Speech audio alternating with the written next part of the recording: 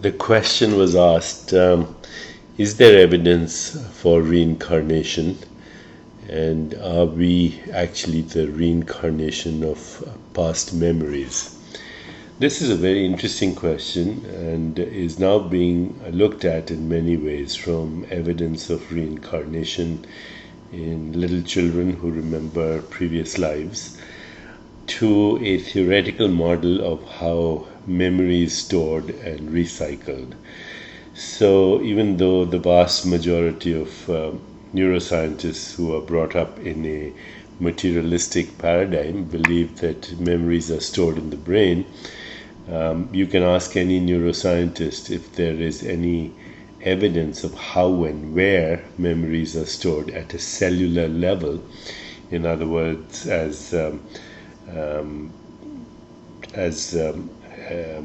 chemicals, then the answer is there are no chemical traces of memory at the cellular level. This remains a dilemma I asked to my friend Rudy Tanzi the other day, with whom I'm writing Superbrain, that he should ask his colleagues where memory is stored in the brain at a cellular level, or how it is stored. And it remains an unanswered question from a materialistic point of view. However, there is now a theoretical framework for looking at memory not stored in a chemical trace in the brain, but stored in a consciousness field that transcends space and time, what Eastern wisdom traditions have called the Akashic field, or what many Western scientists have called the zero-point energy field, or perhaps even the quantum vacuum. However, memories do not get stored as memories, but as potential forms for memories. Just like an atom is a potential mathematical form till measured, so too memories exist as potential probability waves in a possibility field till actualized in the brain.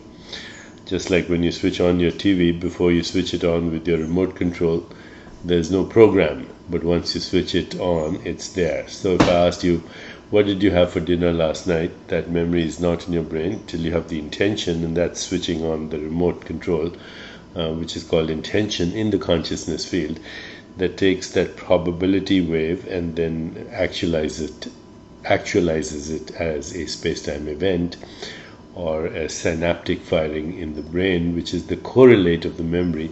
And then, of course, you can experience images, sounds, taste, textures, all of that, which again poses a big problem for neuroscientists, but there's no explanation for the experience of qualia that you have when you remember something. So if I ask you, do you remember the house you lived in as a teenager, and you have the image, you can't really explain how that image comes about. Or if I ask you to remember the voice or the sound of the voice of somebody who loves you, and you hear it in your consciousness, if I ask you to remember the taste of strawberries, and you hear that, you taste that, and there's no explanation for that. And the only explanation is that consciousness actually is a possibility field that actualizes as qualia, which are forms of consciousness within consciousness.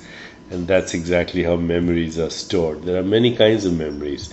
So I learned how to ride a bicycle when I was a teenager. The body that learned how to ride the bicycle is not the body that's riding the bicycle right now, even though I had not, let's say, I had not ridden a bicycle for 20 years, and now I ride a bicycle because I remember I go ice skating, even though I learned it as a child and I can do it now, or swimming. The body that learned that is not the body that's doing that. Every molecule has been replaced, and that includes the molecules of the brain. So once you realize that the body is an activity, and that you don't have the same body you have today that you had 1 year ago, then where is memory in a constantly transforming body?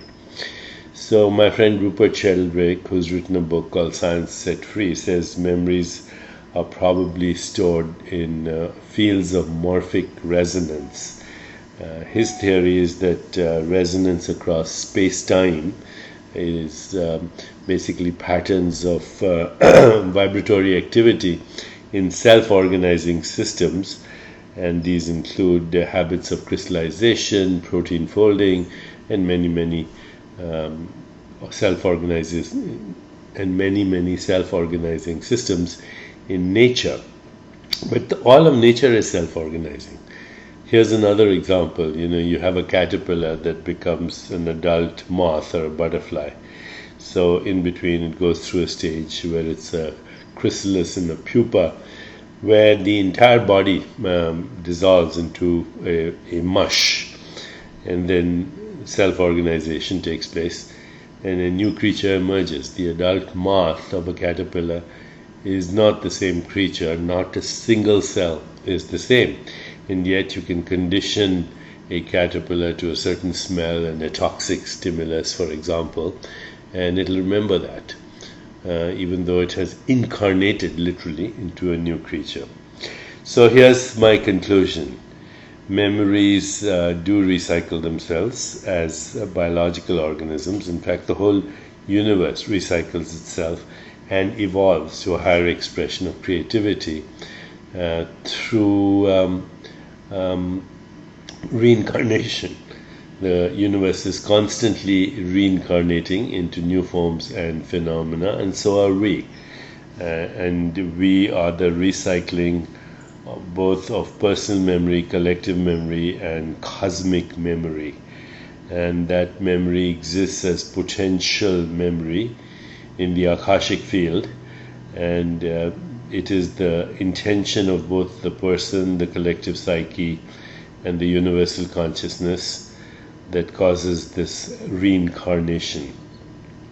We are part of a matrix, and the matrix contains personal, collective, and universal memories, and we are in a cosmic journey of reincarnation, and this is the soul's journey through cosmic time, so that we can ultimately discover our true nature.